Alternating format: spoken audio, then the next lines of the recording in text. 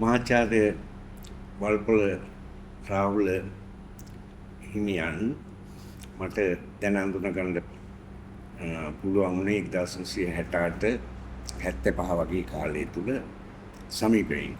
නමුත් උන්වහන්සේ අපවත් වෙන තාක්කල් මම උන්වහන්සේ ආශ්‍රය කරා. උන්වහන්සේ ඇසුරු කිරීම ඇත්ත වශයෙන් මේ ජීවිතේට විශාල දැනුම් සම්භාරයක්. ඒ වගේම ජීවිතයේ මේ ප්‍රශ්න ගැටලු වලට ලොකු විසඳුමක් නැත්නම් සහනයක් ලබා දෙන කාරණයක් වුණා.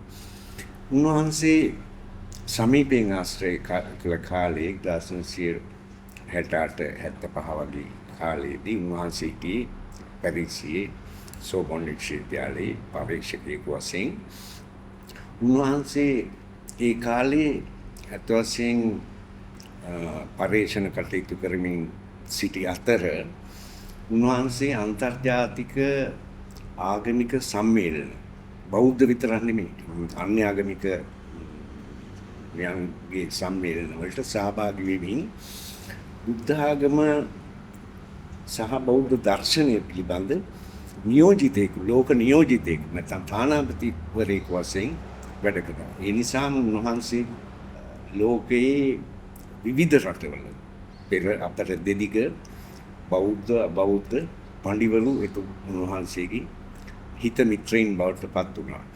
විශේෂයෙන් මට ඒක මතක් වෙන්නේ උන්වහන්සේ වෙනුවෙන් අපි උන්වහන්සේට ගෞරව වශයෙන් සංගරාවක් ඉංග්‍රීසිය මුද්‍රණය කළා. ඒ අවස්ථාවේදී මට මතක් වෙනවා මේකට කියූ සැනින් මේ උගතුන් උන්වහන්සේ වෙනුවෙන් මේ සංගරාව සඳහා ලිපි සම්පාදනය කරා. ඒ වගේම උන්වහන්සේගේ ගති පැවතුම් ගැනත් මම හිතන්නේ වචනයක් දෙකක් කියන්න ඕනේ. උන්වහන්සේ පුදුම අභීත පුද්ගලයෙක්. එක්තරා විදිහකින් කියනවා නම් විප්ලවකාරී චරිතයක්. ඒ කියන්නේ උන්වහන්සේ මේ සම්ප්‍රදායේ තිබුණා කියලා දේවල් පිළිගන්න සූදානම් නැහැ. නිතරම තර්කයට. තර්කයෙන් තමයි දේවල් පිළිගන්නේ. ඕනෙම දෙයක් කිරලා මැනලා තර්ක කරලා තමයි පිළිගන්නේ. එතනදී උන්වහන්සේ අකමැති දෙයක් තියෙනවා නම් උන්වහන්සේ විරුද්ධ දෙයක් තියෙනවා නම් ඒකට අභීතව නැගී විරුද්ධව නැගී ඉන්නෝ ඕනෙම පුද්ගලයෙක් ඉදිරියේ. ඔහු කොච්චර ඉහළ පුද්ගලයෙක් වුණත් උන්වහන්සේ නිර්භයව ඊට එරෙහිව නැගී සිටියා කාරණා ඉදිරිපත් කෙරුවා. ඒ වගේම උන්වහන්සේගේ තිබුණා ඔය ASCII පුදුම ගති පැවතුම් වගේක්. ඒ කියන්නේ අති නවීනයි උන්වහන්සේ. ස්වාමීන් වහන්සේලාට අගෞරවයක් වශයෙන් නෙවෙයි අගෞරවයක් වෙන්නේ නැහැ. උන්වහන්සේ අති නවීනයි. ඒ වගේම සරලයි. ওই දෙකේ මිශ්‍රණය මම හිතන්නේ උන්වහන්සේගේ චරිතයේ ඉතාම කැපිපෙනෙන ලක්ෂණයක්. උන්වහන්සේ යාන වාහන පාවිච්චි කළේ නැහැ. වැඩි හැමදේම සරලව කෑම බීම ඉදුම් හිටුම් ඒ සියල්ල ඉතාම සරලව තමයි භාවිත කළේ. ඒ වගේම උන්වහන්සේ මෙච්චර මහා ප්‍රඥෙක් වෙලා මෙච්චර දැවැන්තයෙක් වෙලා අපි වගේ අයට යම් විදිහක ප්‍රශ්නයක් ඇති වුණොත් ගැටලුවක් ඇති වුණොත් උන්වහන්සේ බොහොම සාවධානව මේකට අහුම්කම් දෙනවා. දීලා උන්වහන්සේ ඒකට දෙන විසඳුම සමහරලාට එක වාක්‍යයක් හෝ දෙකයි. එක වාක්‍යකින් හෝ දෙකකින් ඒකට විසඳුම දෙනවා. ඒ කියන්නේ ඒකින් සමහරට ප්‍රශ්නේ විසඳිලා නැහැ. නමුත් ප්‍රශ්නේ විසඳගන්න උපකාරී වෙන තර්ක ඥානය අපිට පෙන්වන්න. ඒ වගේ මේ බුද්ධිමත් චරිතයක්. ඒ වගේම දැන් උන්වහන්සේගේ පොතපත 1930 ගණන් වල යුග පොතපත අරගෙන බැලුවා. උන්වහන්සේ සම්ප්‍රදාය පිළිගත්තේ නැති බව පේනවා. උන්වහන්සේ උපසම්පදාව පවා ලබා ගත්තේ බොහෝම මම හිතන්නේ වයස 60ක් විතර හෝ ඒ ආසන්නයේදී. උන්වහන්සේ ඒවා අත්‍යවශ්‍ය දේවල් විදිහට සැලකුවේ නැහැ. ඒ වගේම ලංකාවේ 1930 ගණන් වල 40 ගණන් වල දේශපාලන ව්‍යාපාරේ මම හිතන්නේ ඒක නිදහස් ව්‍යාපාරය කිව්වා නම් වඩාත් හොඳයි. එතනදී දැවැන්ත පතාකියෝදෙක් විදිහට මහජනයා අමතමින් මේ බුද්ධිමය ප්‍රබෝධයක් ලංකාවේ ඇති කරයි. ඒවා පොතපත මගින් ප්‍රකාශයට පත් කළා.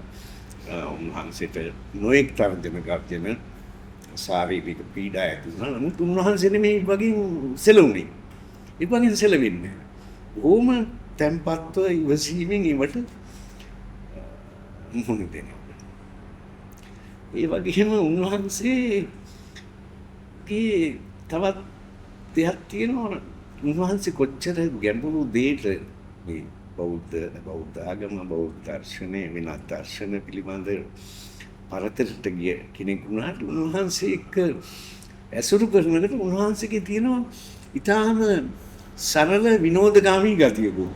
ඒ කියන්නේ නොයෙකුත් කතාන්තර කියනවා, නොයෙකුත් උදාහරණ කියනවා, එක පුද්ගලයෝ ගැන කතාන්තර කියනවා, අතීත කතාන්තර කියනවා. ඔය වගේ බොහොම මේ උන්වහන්සේගේ ඇසුර පුදුම මේ චිත්ත ප්‍රීතියක් ගෙන දෙන කාරණයක්. ඒ වගේම උන්වහන්සේගේ සාහිත්‍ය පිළිබඳ දැක්ම. ඒ කියන්නේ දැන් බොහෝ වෙලාවට භික්ෂුන් වහන්සේලා ඒ දර්ශනය බෞද්ධ ආගම ඒ පිළිබඳ ලිපි ලේඛන පොතපත ඇසුරු කරනවා මිස මේ සාහිත්‍ය පිළිබඳ උනන්දුවක් ගන්නෙ නැහැ. උන්වහන්සේ මම දන්න ප්‍රමාණය උන්වහන්සේ ලෝකේ සියලුම වැදගත් නවකතා කවි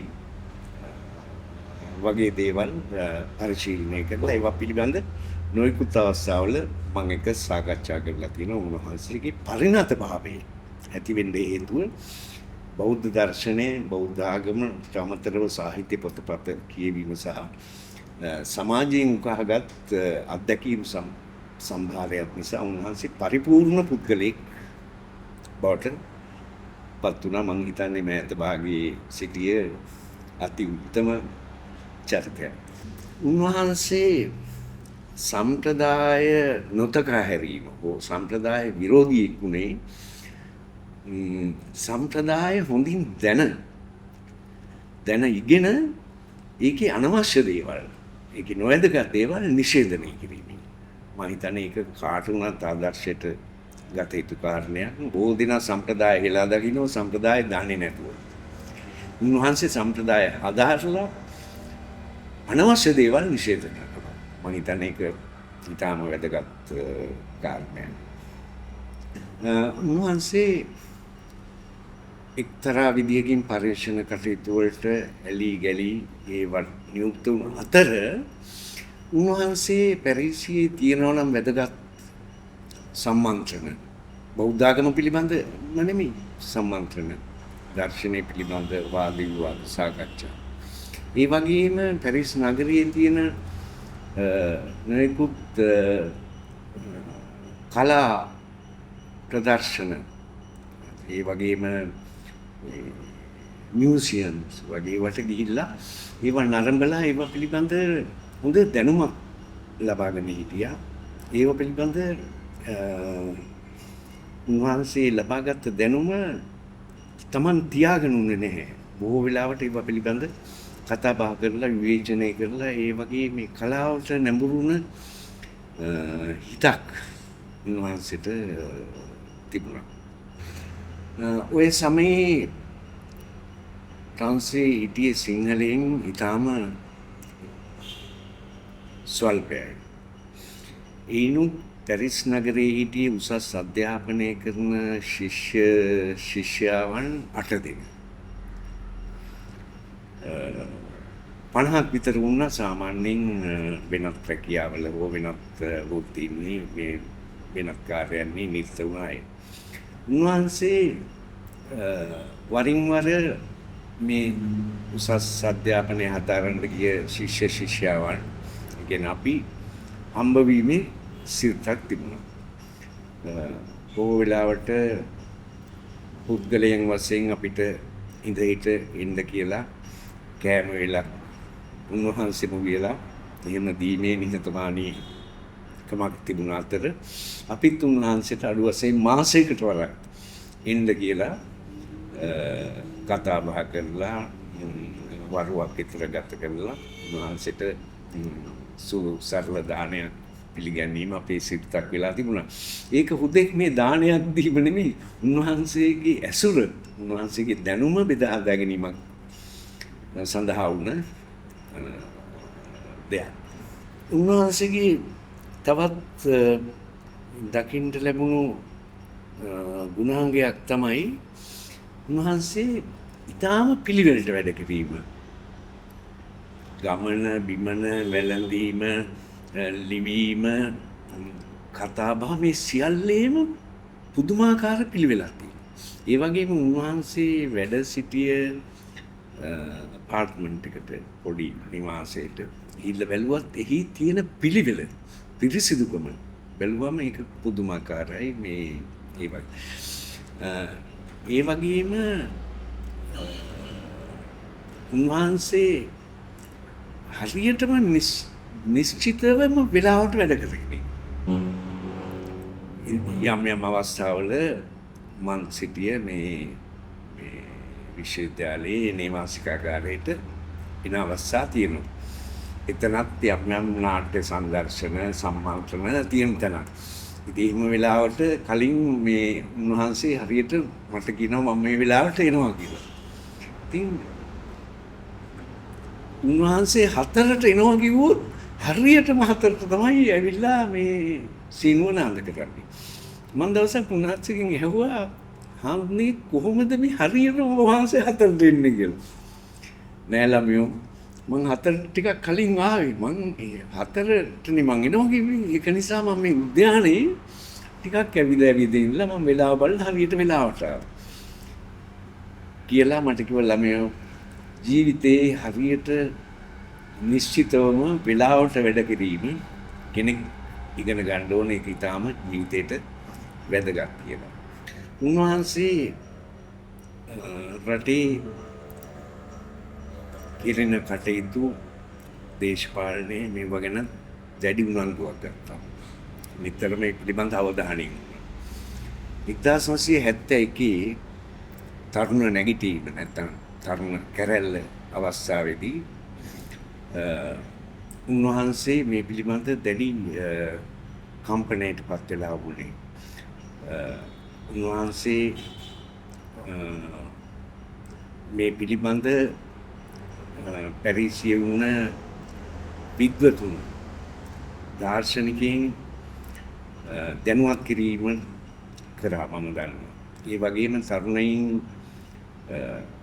වැරැද්දක් කර හෝ නොකර හෝ මේ මරණයට පත් වීම පිළිබඳ උන්වහන්සේ දැඩි කම්පාවකින් හිටියා. මම හිතන්නේ උන්වහන්සේ පිළිබඳ ඒ වකට සිටි දේශපාලඥයින්ට දැනුම් දුන්න මේ තරුණයින්